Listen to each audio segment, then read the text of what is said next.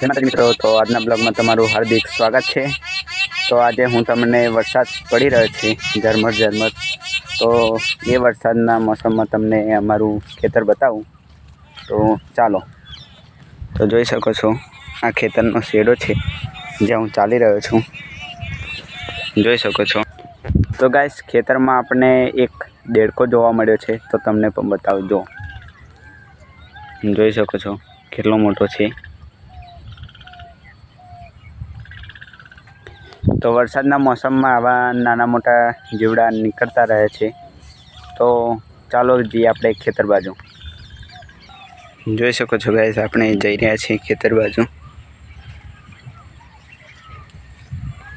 તો ગાઈસ આ ઘાસમાં રહીને આપણે નથી જવું, કેમ કે આમાં સાપ પણ હોઈ શકે છે। તો ચાલો ખેતરમાં રહીને જઈએ। એક ખાલી ખેતર છે, જોઈ શકો છો તમે। તો ગાઈસ ખેતરમાં એક મંદિર પણ છે, જોઈ શકો છો તમે। જોઈ શકો છો તમે લીમડાના છાંયે।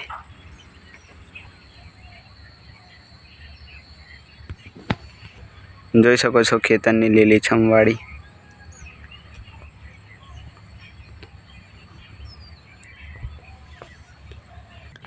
તો જો ગાઈસ ઠેક નજીકથી પાક આપણો કેવો લાગે છે। તો આવશે તો વિડીયોને લાઈક અને સબસ્ક્રાઈબ જરૂર કરતા જજો। જય શ્રી રામ।